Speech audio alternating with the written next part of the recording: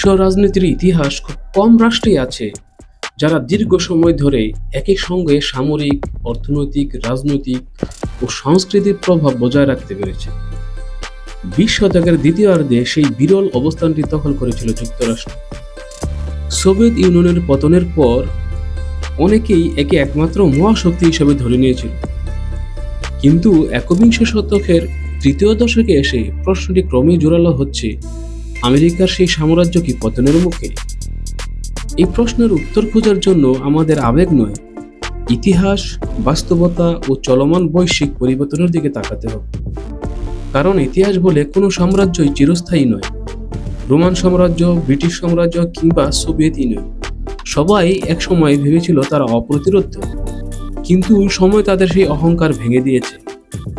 এই ভিডিওতে আমরা বিশ্লেষণ করব আমেরিকার সাম্রাজ্য কিভাবে গড়ে উঠেছিল, কি কি শক্তির ওপর দাঁড়িয়েছিল এবং আজ কোন কোন অভ্যন্তরীণ ও আন্তর্জাতিক চাপে সেই ভিত্তি নড়বড়ে হয়ে উঠেছে।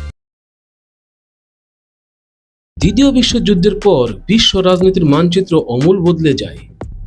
ইউরোপ ছিল যুদ্ধ বিধ্বস্ত, উপনিবেশগুলো ছিল স্বাধীনতার পথে, আর সেই শূন্যতার মধ্য দিয়ে যুক্তরাষ্ট্র উঠে আসে অর্থনৈতিক ও সামরিক দানব হিসাবে। মার্শাল প্ল্যানের মাধ্যমে ইউরোপ পুনর্গঠনের নেতৃত্ব, ডলারের বৈশ্বিক আধিপত্য, জাতিসংঘ, IMF, বিশ্ব ব্যাংকের মতো প্রতিষ্ঠানের ওপর প্রভাব, সব মিলিয়ে যুক্তরাষ্ট্র ধীরে ধীরে গড়ে তোলে এক নতুন ধরনের সাম্রাজ্য। এটি ছিল না সরাসরি উপনিবেশ শাসন, বরং ছিল রাজনৈতিক প্রভাব, অর্থনৈতিক নির্ভরতা ও সামরিক উপস্থিতির সমন্বয়। নেটো, CIA, পেন্টাগন এই তিনটি নামই একসময় বিশ্বের বহু দেশের ভাগ্য নির্ধারণে ভূমিকা রেখেছে। কোরিয়া যুদ্ধ, ভিয়েতনাম যুদ্ধ, লাতিন আমেরিকার অভ্যুত্থান, মধ্যপ্রাচ্যের রাজনীতি, সবখানে ছিল মার্কিন হাতছানি। যুক্তরাষ্ট্রের সাম্রাজ্যিক শক্তির সবচেয়ে দৃশ্যমান দিক হল তার সামরিক ক্ষমতা।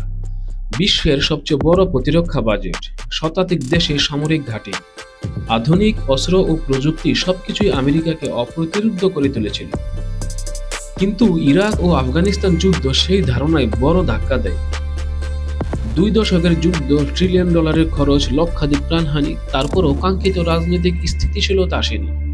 বরং আফগানিস্তান থেকে বিশৃঙ্খল প্রত্যাহার পুরো বিশ্বকে দেখিয়ে দেয় সামরিক শক্তি দিয়ে সবকিছু নিয়ন্ত্রণ করা যায় না। আজ ইউক্রেন যুদ্ধেও যুক্তরাষ্ট্র সরাসরি যুদ্ধ না নেমেও প্রক্সি যুদ্ধ চালাচ্ছে, কারণ সরাসরি সংকট জড়ানোর ঝুঁকি সে নিজেই নিতে চাইছে না। এটি এক ধরনের কৌশলগত সীমাবদ্ধতার ইঙ্গিত। আমেরিকার সাম্রাজ্যের সবচেয়ে শক্ত ভিত্তি ছিল তার অর্থনীতি এবং ডলারের বৈশ্বিক আধিপত্য। তেল কেনাবেচা থেকে আন্তর্জাতিক বাণিজ্য, সবখানে ডলার ছিল অপরিহার্য। কিন্তু সাম্প্রতিক বছরগুলোতে এই ভিত্তিও চ্যালেঞ্জের মুখে পড়েছে। যুক্তরাষ্ট্রের জাতীয় ঋণ ইতিহাসের সর্বোচ্চ পর্যায়ে পৌঁছেছে। বাজেট ঘাটতি, মূল্যস্ফীতি এবং বারবার ঋণের সীমা বাড়ানোর রাজনৈতিক নাটক বিশ্বকে নতুন করে ভাবতে বাধ্য করছে। চীন ও রাশিয়ার নেতৃত্বে ব্রিক্স জোট ডলারের বিকল্প ব্যবস্থার কথা বলছে। সৌদি আরব সহ কয়েকটি দেশ ডলার ছাড়াও তেল বাণিজ্যের সম্ভাবনা খতিয়ে দেখছে। এটি এখনো পূর্ণ বিকল্প না হলেও সংকেতটি স্পষ্ট।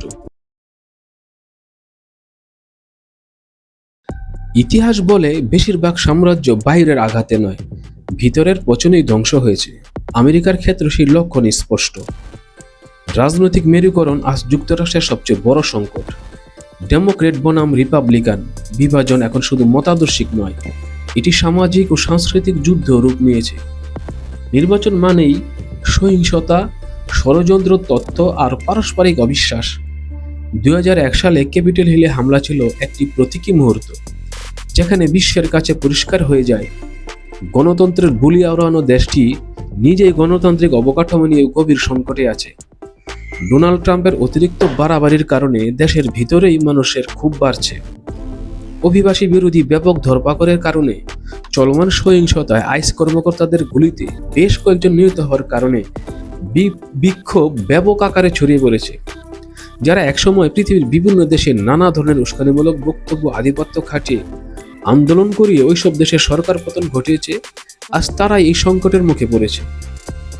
এক সময় যুক্তরাষ্ট্র নিজেকে উপস্থাপন করত নৈতিক নেতৃত্বের প্রতীক হিসাবে। মানবাধিকার, গণতন্ত্র, বাক স্বাধীনতা এই শব্দগুলো ছিল তাদের কূটনৈতিক প্রধান হাতিয়ার। আজ যখন যুক্তরাষ্ট্র অন্য দেশের মানবাধিকার নিয়ে কথা বলে, তখন অনেক দেশই পাল্টা প্রশ্ন ছুড়ে দেয়, তোমরা নিজেরাই কতটুকু ন্যায্য।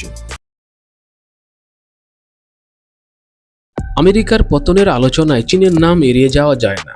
গত 4 দশকে চীন যে গতিতে অর্থনৈতিক ও প্রযুক্তিগত উন্নয়ন করেছে তা অভূতপূর্ব। বেল্ট অ্যান্ড রোড ইনিশিয়েটিভের মাধ্যমে এশিয়া, আফ্রিকা ও ইউরোপের অবকাঠামো বিনিয়োগ, নিজস্ব প্রযুক্তি, শক্তিশালী শিল্পখাত সব মিলিয়ে চীন আজ শুধু কারখানা নয়, সে একটি বিকল্প নেতৃত্বের দাবি তুলেছে। তাইওয়ান ইস্যু, দক্ষিণ চীন সাগর, এই সব জায়গায় আমেরিকা ও চীনের টানাপোড়েন ভবিষ্যতে বিশ্ব ব্যবস্থার ইঙ্গিত দিচ্ছে। একসময় মধ্যপ্রাচ্য ছিল আমেরিকার প্রভাব বলের কেন্দ্র। ইসরায়েল, সৌদি আরব, উপসাগরীয় দেশগুলো সবই ছিল ওয়াশিংটনের ছায়ায়। কিন্তু সাম্প্রতিক বছরগুলোতে চীন ও রাশিয়ার কূটনৈতিক সক্রিয়তা, ইরান সৌদি সমঝোতা সব মিলিয়ে দৃশ্যপট বদলাচ্ছে। যুক্তরাষ্ট্র এখন আর একক নিয়ন্ত্রক নয়। এখানে একটি গুরুত্বপূর্ণ প্রশ্ন আসে, পতন মানে কি আমেরিকার সম্পূর্ণ ধ্বংস? ইতিহাস বলে না, পতন মানে অনেক সময় ক্ষমতার পুনর্বিন্যাস। যুক্তরাষ্ট্র হয়তো আর একক সুপার পাওয়ার থাকবে না, কিন্তু এটি এখনও একটি শক্তিশালী রাষ্ট্র। শিক্ষা, প্রযুক্তি, সামরিক সক্ষমতা, এই সব ক্ষেত্রেই তার প্রভাব থাকবে। কিন্তু বিশ্বের পুলিশ হিসাবে একক কর্তৃত্বের যুগ সম্ভবত শেষের পথে। আমরা সম্ভবত একটি বহুমেরু বিশ্বের দিকে এগুচ্ছি, যেখানে যুক্তরাষ্ট্র, চীন, রাশিয়া, ইউরোপীয় ইউনিয়ন, আঞ্চলিক শক্তিগুলো নিজেদের মতো করে প্রভাব বিস্তার করবে।